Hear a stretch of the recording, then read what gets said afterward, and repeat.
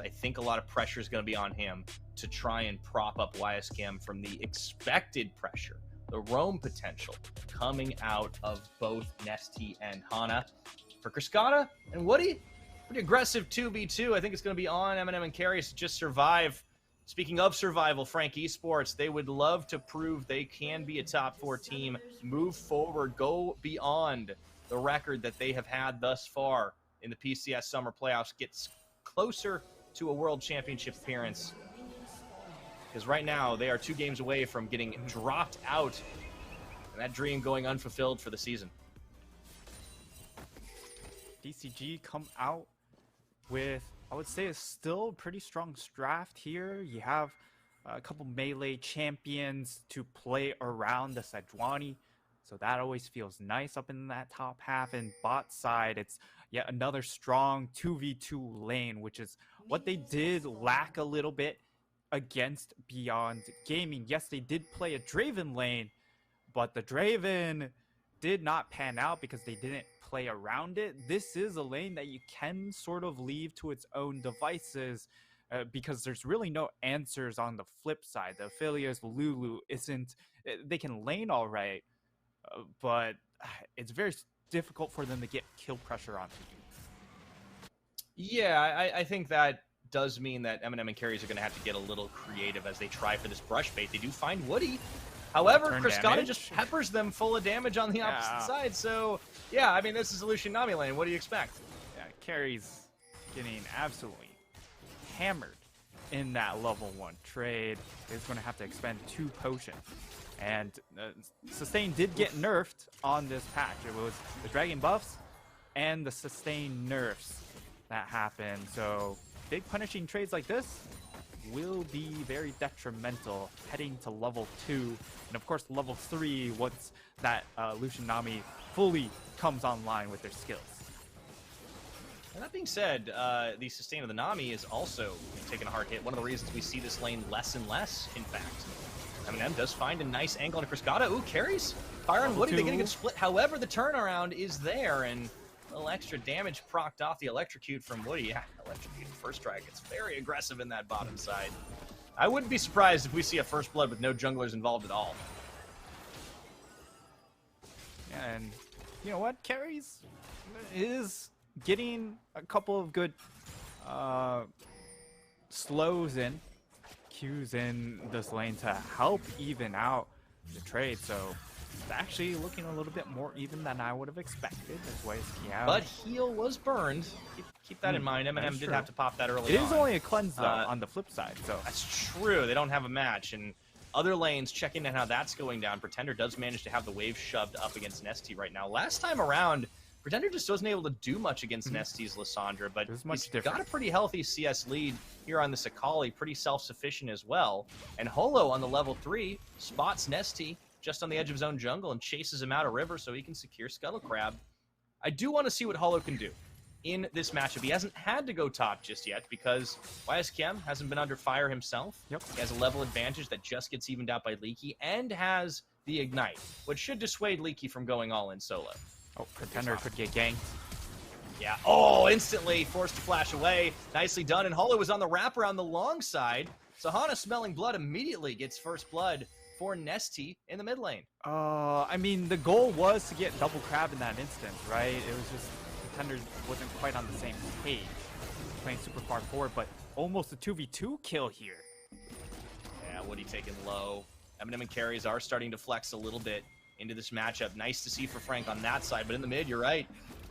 Miscommunication, something we expected from the spring split as Carries goes in, and he gets the kill onto Woody as Eminem moves forward. Kriskata forced to relentlessly pursue his own tower. And that is very close to being 2 kills fired back. So this time, Eminem and Carries are showing up.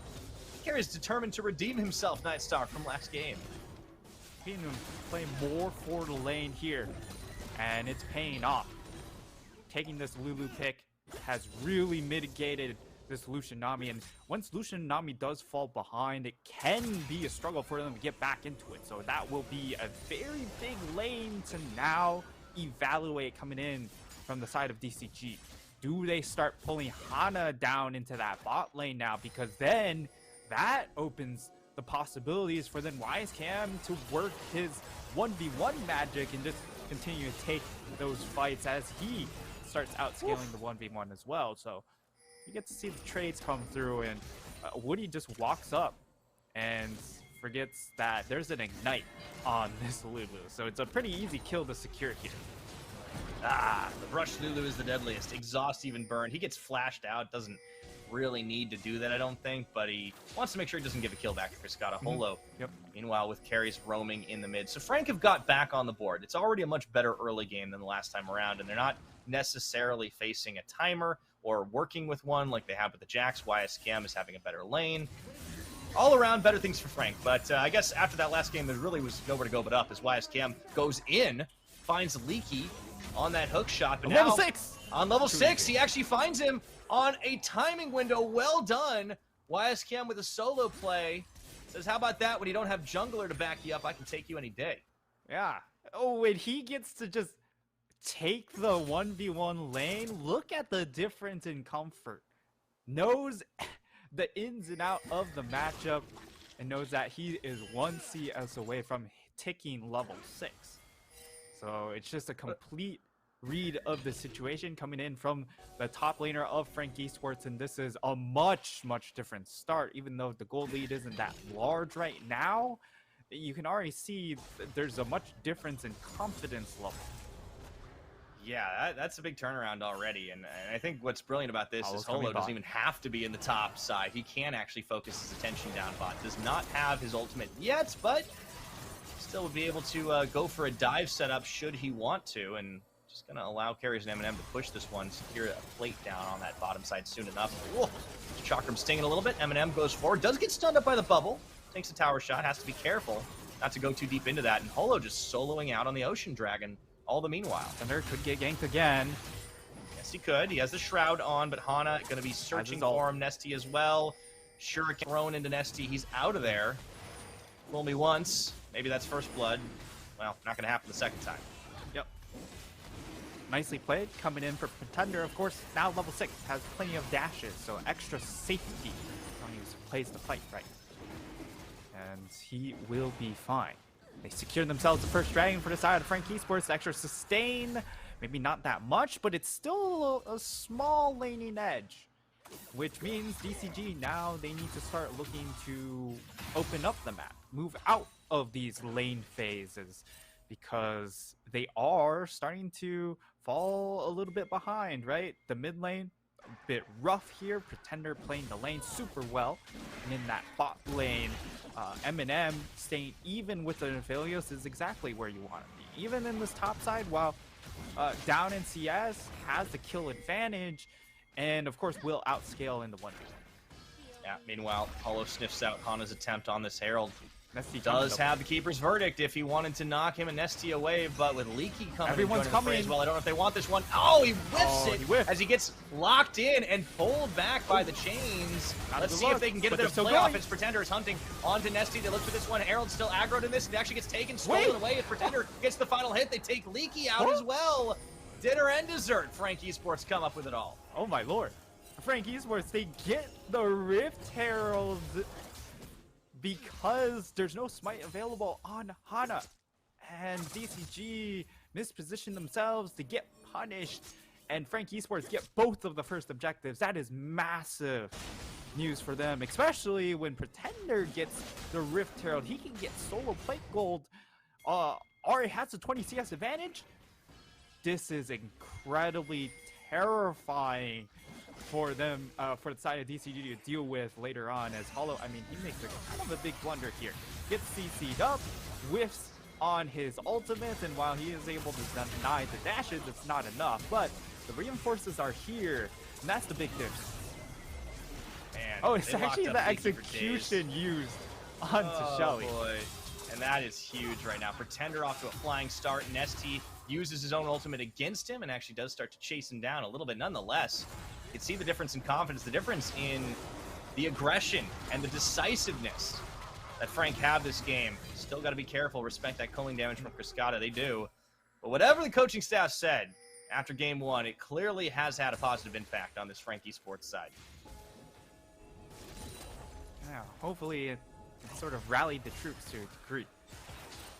Carries did get absolutely kind of shellacked in game number 1. I liked the Lulu answer.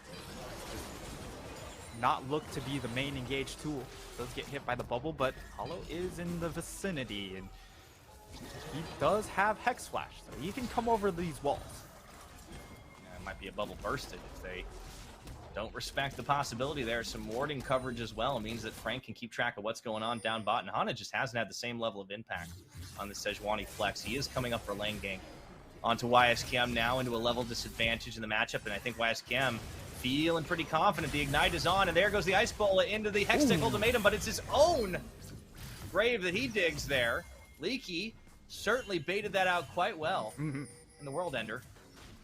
Very, very good punish coming in from DCG, and because YSKM takes the ultimate, of course, he doesn't know Hana's in the area, right? So he just goes in and eats the Bola right after the ultimatum comes out, which is a little bit tragic. Definitely had the ability to outplay if he was a little bit more aware of the situation, but didn't have that knowledge. Pretender with this Rift Herald, about a minute left on it. So we should look for him to really throw it down soon. Maybe he even just goes top lane and they just get more gold into both of their solo laners, but only a minute until this dragon. Yeah, I think Frank wants to make sure they keep their side strong down towards the bottom. So I wouldn't be too surprised if we see the Herald just dropped as a deflection, if you will. But it wouldn't get a whole lot of value out of it, so I'm curious to see what the choice ends up being. 12 minutes about to hit on the game clock, and it is a dead even gold game with the dragon advantage to Frank, but also a confidence advantage to them. They have been playing out so much better in game number 1. The buys start to come in. Gale Force picked up by the Aphelios. There's Rift Herald in the mid lane. Pretender just going to shepherd that one in and actually dives Nesty under the tower for a second. It's going to be a few plates his way. Solo gold as well. Yep. That's a kill's worth of gold right there. So, I mean, even more, right? 480, a lot of extra money going into his hands. We'll see what he can complete off the proto belt this. soon, or the rocket belt rather. Yeah, because he did opt for the early Oblivion Orb to try and cut down a little bit of sustain coming in from ST. It does prevent him from getting the item completion on his Mythic, but he does have more components than ST. Yeah, he's got a lot of pieces at the moment. ST definitely been set a little further and further behind. Deep Cross not keen to let this dragon go for free. On the side. Are going to muscle in here. We might be in for a flip as Kriskata hops in the blast cone. Culling channel is out, and Hana whiffs on the ultimate, but they do find Pretender with the perfect execution. He is able to stay alive and dodges the bubble as well.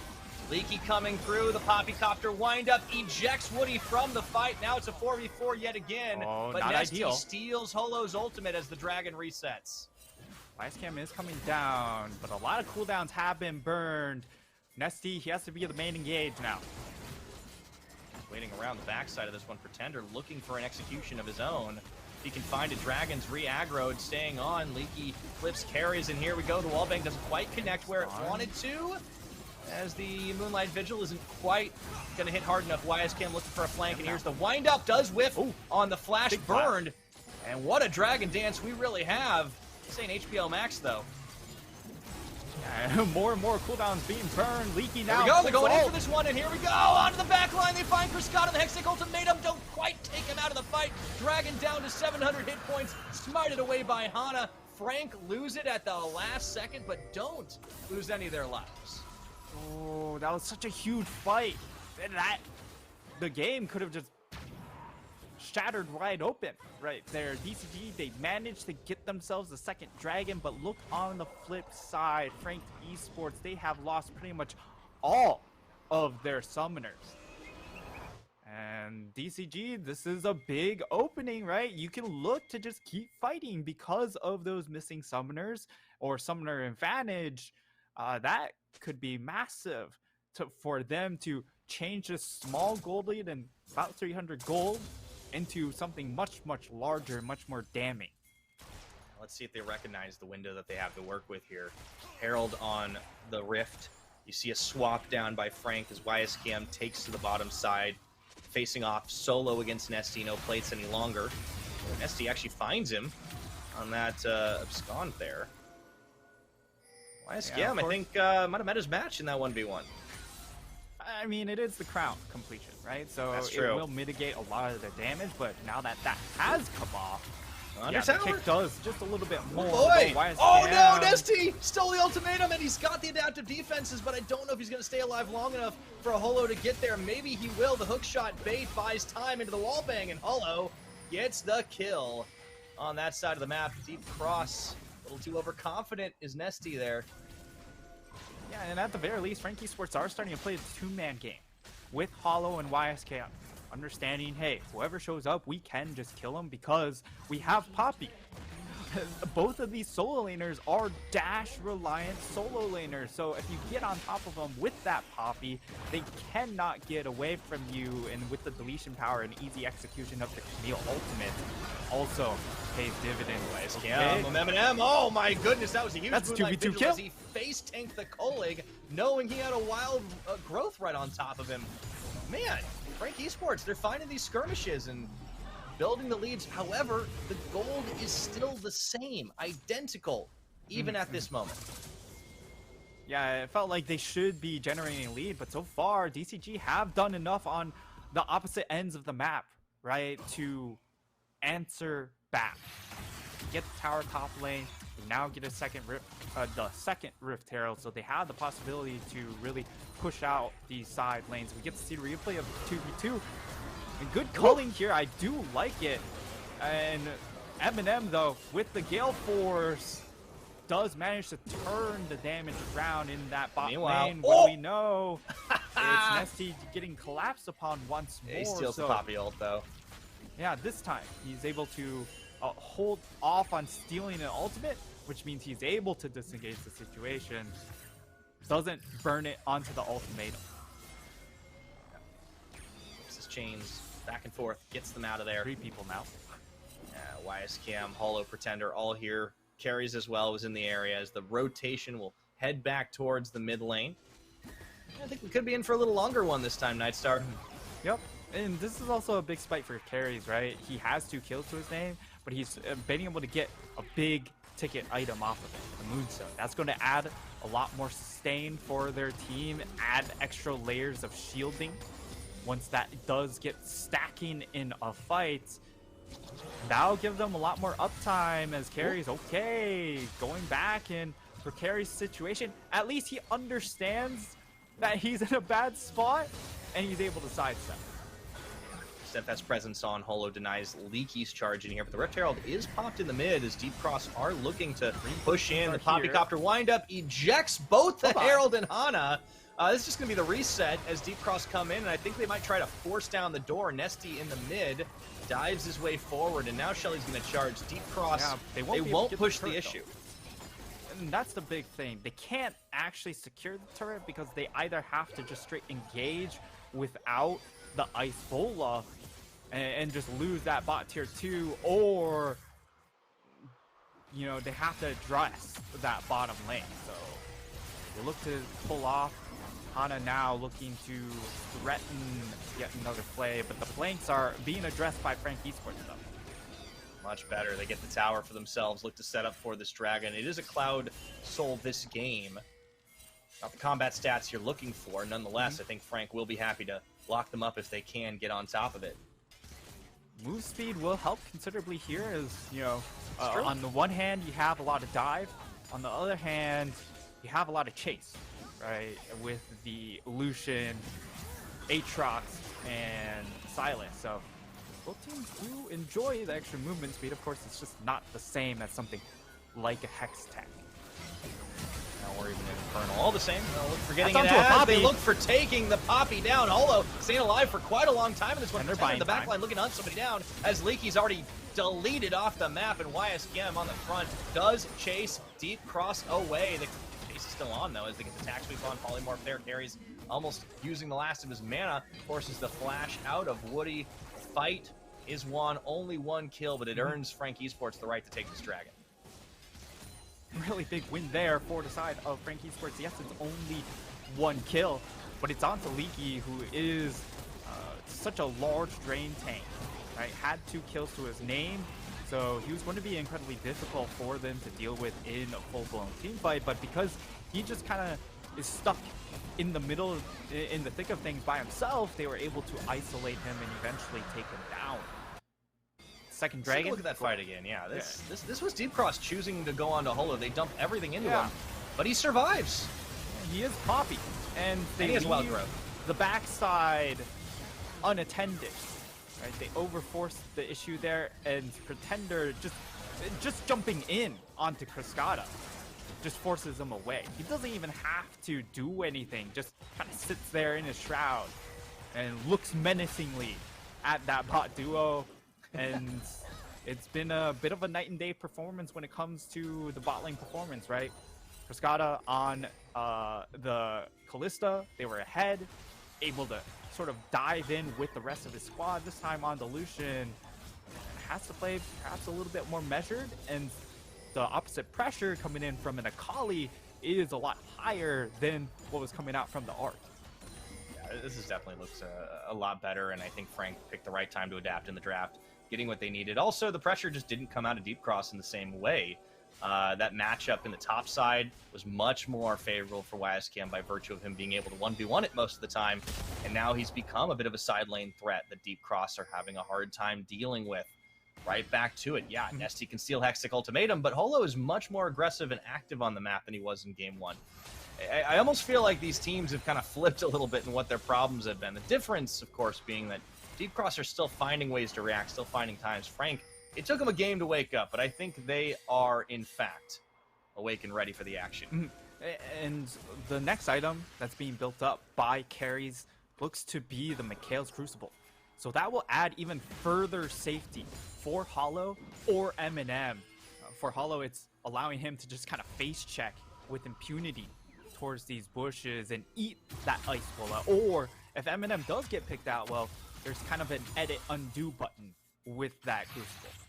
Yeah, well, we were talking about they needed to add some protection for their Aphelios, considering they have the multi-man dive composition otherwise. If they all go in and he's left on the back line, could get counter-dove. But now they have extra protection. Not only that, the Lulu's Wild Growth has come in handy. We've seen it play out in the 2v2 multiple times, and Eminem's definitely having a pretty good game as a result. Carries has been night and day comparatively. First game, really poor positioning, very bizarre timings on his back and item buys. And this game, he knows exactly what his job is. It is protect Eminem until he can pop off, or whoever gets dove. Get aggressive with Clear Lances. Oh, yeah. Especially with this Moonstone, right? He's going to provide so much value for his team as long as he's able to play safe. So doesn't need to overextend and overexert himself as we get to see the second items starting to come through.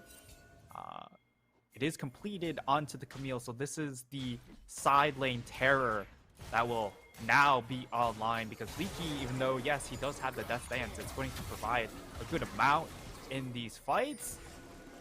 The armor means nothing to your Camille. Deep Cross still trying to knock down this first outer tower. They will be able to get it to go in and find Holo, but again, he's tanking through the Steadfast Presence, doing so much work, but finally he falls down, and now YSKM comes through. They say it's our turn to fight, but Deep Cross coming right back in. They knock him out of the fight. They take Pretender and Eminem down, looking for more, as there was nobody left to protect the carry, and Carries is the only one who survives. And wouldn't you know it now, Nightstar, turnabout is fair play, and the Baron is on the menu. And DCG, they pull the trigger when they know there's no flank coming in. The teleport from YSKM is not fast enough, so it allows them to dive forward a lot more aggressively in that situation. And they were also able to finish off Holo. This time around, Frankie Esports unable to keep their jungler alive, and then that's where things do break down for Eminem. He can't walk forward as aggressive as he'd like to anymore because he doesn't have that front line. This was the concern for me for this Aphelios when we saw it come back into this game, right, in the draft, because in game number 1 he didn't have good protection and suffered a lot, couldn't walk up to get these autos, and once more with all the CC coming in, yes, He is getting some autos in, but it's on to Nesty. He isn't able to auto priority targets. And when you lose Hollow, the other champions aren't going to frontline for you. Yeah, knocking carries out meant that they really couldn't add extra protection after the fact, and really nice decisiveness from Deep Cross Gaming. They just forced the issue and managed to burst through just mountains of shielding and get the fight win they were desperately looking for. Gold flips to their favor. They have Baron buff on 5. All of a sudden, they're right back in the driver's seat, Nightstar. Hana also going for the Knight's Vow here, so just trying to make sure his AD carry can play a little bit more risque. Right, because of the extra damage mitigation coming in from the Knight's Vow will help in keeping Cascada alive. And now YSKM out on the side will be able to hook the shot away. It is Baron power play coming in from BCG, and this is where they can just break this game open. Side of Frank Esports, they do have to be really, really careful with their approach. Yeah, they do. Might need to bring Pretender in on that teleport play, and here we go. They get the stun lock onto Holo once again. The Moonlight Vigil comes through, doesn't do nearly enough damage as the Hectic ultimatum is fed off back at the teleport. Holo on the front line, taken low, taken out. The TP now comes through for Nesty, and they will look to keep charging forward. They've got CC chains of their own as they just lash it back and forth, taking 2 kills down and break the base open. Deep Cross, they had a rough ride to this one, but all of a sudden, give them a few inches and they take a mile. Looking to close this game out as Eminem already down to half his hit points and dove in by Nesty. Taken out. Nesty going forward again and makes himself golden for just a few seconds. Pretender can't even get safely back to Fountain before he's chunked almost down to 0. And I think this is almost going to be game, but wait a minute. Hana gets bursted down as they are forced to back away. Deep Cross realized they overplayed their hand. All right, give me the zoom. Yep. They even put 2 wards on top of them. Oh boy. All right, that was a little hectic. Everybody back out. We'll reset. We'll start again. Let's take a look at the damage as the dust has settled, Nightstar. Currently, that game was very close to ending, but the death timers weren't quite long enough for Deep Cross to do it. They get a little too aggro. Let's take a look at this. Let's take a look at this play again from the very beginning when it looked so good. Cascada opening up with the Cullion. This is what makes Lucian good, is that when you run first strike, you just have to be super proactive with your ult usage, going in, get a bunch of chunk damage, and the side of Frank Esports to try and continue the play.